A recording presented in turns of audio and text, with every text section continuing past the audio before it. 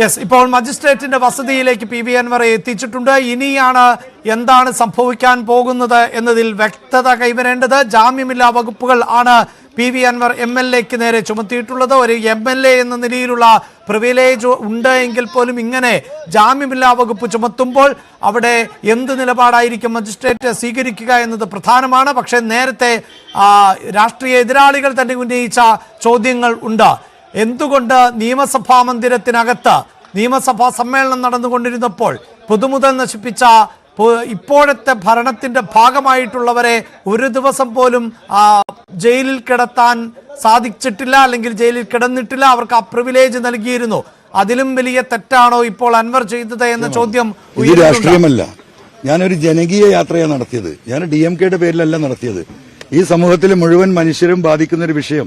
എല്ലാവരെയും ക്ഷണിച്ചു, UDF-ലെ മുഴുവൻ നേതാക്കളെയും, വിവിധ പാർട്ടിയിലെ, ഇവിടുത്തെ സാമൂഹിക സംഘടനകൾ, രാഷ്ട്രീയ സംഘടനകൾ, അതുപോലെ തന്നെ കർഷക സംഘം, ഇവരൊക്കെ സഹകരിച്ചില്ലേ, തിരുമേനിമാര്. ആ ജാഥയിലേക്കാണ് ക്ഷണിച്ചത്. ആ ഒരു വിഷയവുമായി ബന്ധപ്പെട്ട വന്യജീവി നിയമ ഭേദഗതി, വന്യജീവി ആക്രമണം, സ്വാഭാവികമായിട്ടും ഇവിടുത്തെ പ്രതിപക്ഷം അങ്ങനെ എടുക്കണമല്ലോ. പ്രതിപക്ഷത്തിന് പിന്തുണ തുടർച്ചയുണ്ടാവുന്നതിനാണ് പ്രതീക്ഷിക്കുന്നത്. അല്ല, അതൊന്നും ഇപ്പൊ പറയാനായിട്ടില്ലല്ലോ. ഇവിടെ ഇപ്പോഴത്തെ വിഷയം എന്താണ്? ഈ അറസ്റ്റ് ഭീകരതയും ഈ ജയിലിലടക്കാനുള്ള അവരുടെ ധൃതിയാണല്ലോ. അതാണല്ലോ ഇപ്പോഴത്തെ ചർച്ചാ വിഷയം. അല്ല, വേറെ എന്ത് കേസാണ് നിങ്ങൾക്ക് തന്നെ അറിയല്ലേ? ഞാൻ എന്ത് തെറ്റാ ചെയ്ത്? ഞാൻ ആ DF ഓഫീസിൽ പോയി പ്രതിഷേധം നടത്തി അവിടെ ഇരുന്നു. പ്രവർത്തകർ അവിടെ കല്ലെറിഞ്ഞ് അതിന്റെ അകത്ത് കയറി.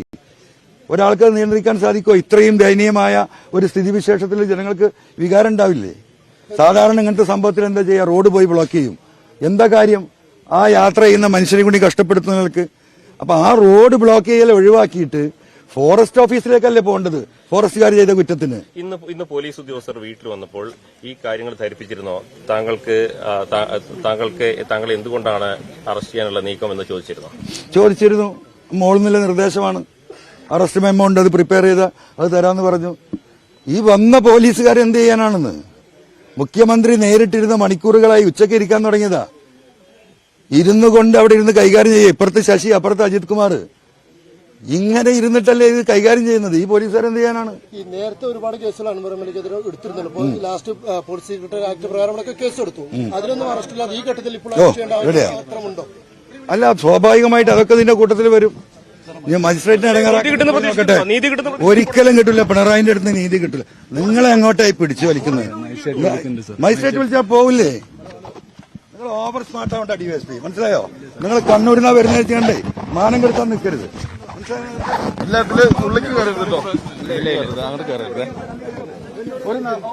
ഒരു വഴി കൊടുക്കും, ഒരു 4 പേര് കൂടി വരാം.